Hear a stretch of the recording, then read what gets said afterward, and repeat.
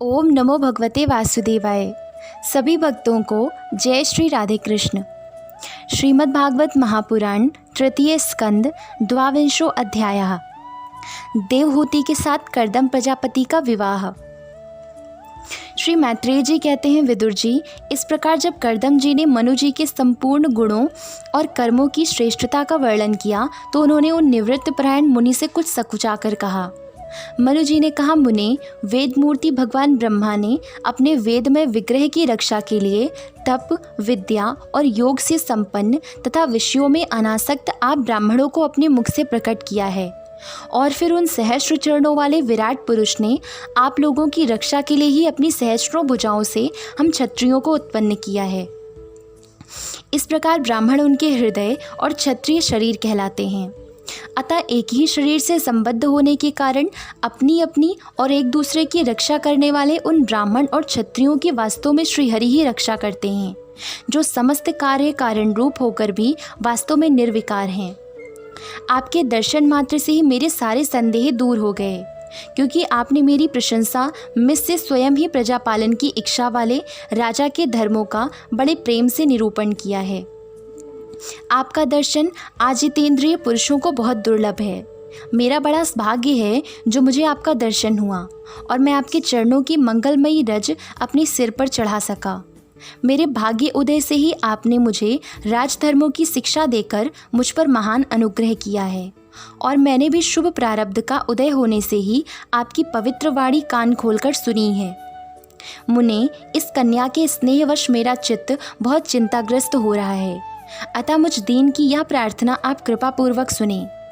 यह मेरी कन्या, जो प्रियव्रत और उत्तानपाद की बहन है, अवस्था, शील और गुण आदि में अपने योग्य पति को पाने की इच्छा रखती है।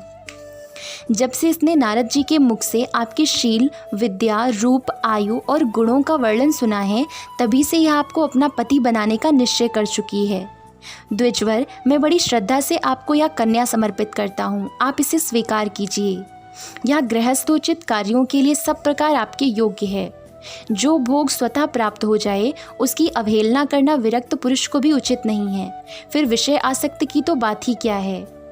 जो पुरुष स्वयं प्राप्त हुए भोग का निरादर कर फिर किसी कृपण के आगे हाथ पसारता है, उसका बहुत फैला हुआ यश भी नष्ट हो जाता है और दूसरों के तिरस्कार से मानभंग भी होता है। विद्वान, मैंने सुना है आप विवाह करने के लिए उद्यत हैं। आपका ब्रह्मचर्य एक सीमा तक है, आप नैष्ठिक ब्रह्मचारी तो हैं नहीं, इसलिए आप इस कन्या को स्वीकार कीजिए, मैं इसे आपकी अर्पित करता हूँ। श्री कर्दम मुनि ने कहा, ठीक है, मैं विवाह करना चाहता हूँ और आपकी कन्या का अभी किसी के साथ वाग्दान नहीं हुआ है, इसलिए हम दोनों का सर्वश्रेष्ठ ब्राह्म विधि से विवाह होना उचित ही होगा। मनुस्मृति में 8 प्रकार के विवाहों का उल्लेख पाया जाता है: ब्राह्म, देव, आर्ष, प्राजापत्य, आसुर, गांधर्व, राक्षस और पैशाच।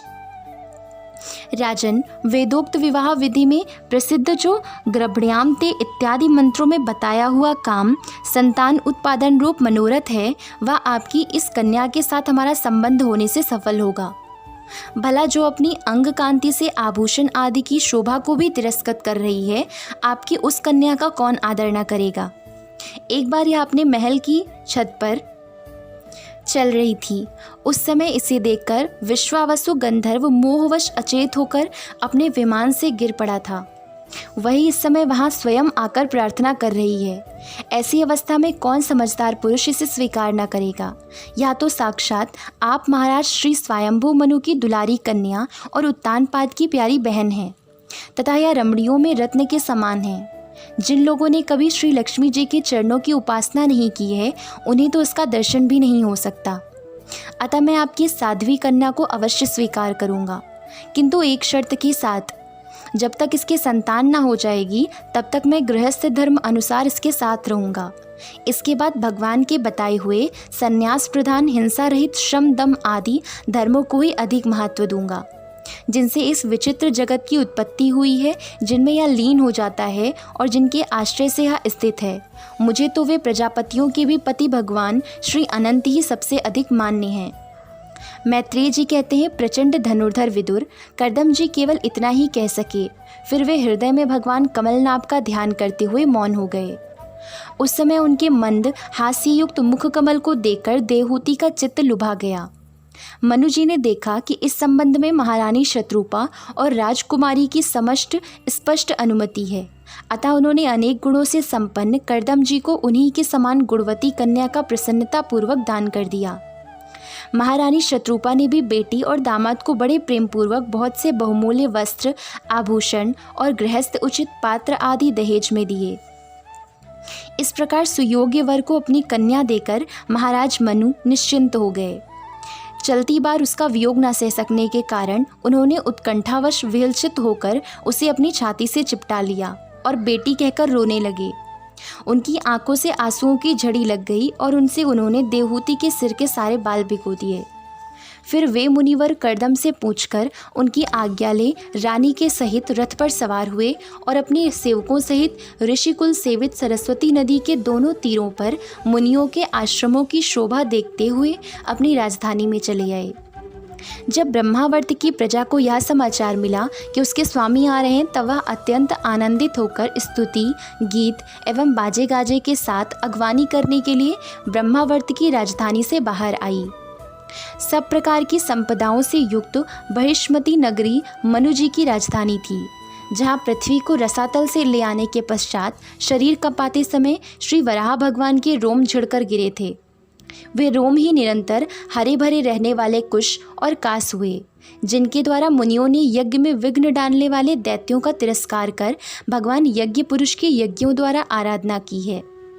महाराज मनु ने भी श्री वराह भगवान से भूमि रूप निवास स्थान प्राप्त होने पर इसी स्थान में कुश और कास की बरही चटाई बिछाकर श्री यज्ञ भगवान की पूजा की थी। जिस बहिष्मती पुरी में मनु जी निवास करते थे, उसमें पहुंचकर उन्होंने अपने त्रितापनाशक भवन में प्रवेश किया। वहां अपनी भार्या और संतति के सहित वे धर्म, अर्थ और मोक्ष के अनुकूल भोगों को भोगने लगे। प्रातःकाल होने पर गंधर्वगण अपनी स्त्रियों के सहित उनका गुणगान करते थे, किंतु मनु जी उसमें आसक्त न होकर प्रेम पूर्ण हृदय से श्री हरि की कथाएं ही सुना करते थे। वे इच्छा अनुसार भोगों का निर्माण करने में कुशल थे, किंतु मननशील और भगवत परायण होने के कारण भोग उन्हें किंचित भी विचलित न कर पाते थे। भगवान विष्णु की कथाओं का श्रवण, ध्यान, रचना और निरूपण करते रहने के कारण उनके मनवंतर को व्यतीत करने वाले क्षण कभी व्यर्थ नहीं जाते थे। इस प्रकार अपनी जागृत आदि तीनों अवस्थाओं में अथवा तीनों गुणों को अभिभूत करके उन्होंने भगवान वासुदेव के कथा प्रसंग में अपने मनवंतर के 71 चतुर्युग पूरे कर दिए। व्यासनंदन विदुर जी, जो पुरुष श्रीहरि के आश्रित रहता है, उसे शारीरिक, मानसिक, दैविक, मानुषिक अथवा भौतिक दुख किस प्रकार कष्ट पहुंचा सकते हैं। मनु जी निरंतर समस्त प्राणियों के हित में लगे रहते थे। मुनियों के पूछने पर उन्होंने मनुष्यों के तथा समस्त वर्ण और आश्रमों के अनेक प्रकार के मंगलमय धर्मों का भी वर्णन किया, जो मनु संहिता के रूप में अब भी उपलब्ध है। जगत के सर्वप्रथम सम्राट महाराज मनु वास्तव में कीर्तन के योग्य थे। या मैंने उनके अद्भुत चरित्र का वर्णन किया। अब उनकी कन्या देवहूति का प्रभाव सुनो। ओम नमो भगवते वासुदेवाय। जय Shri Radhe Krishna. Like and subscribe the Kanha's Introvert Yogini and stay tuned for the next videos. Jai Shri Radhe Krishna.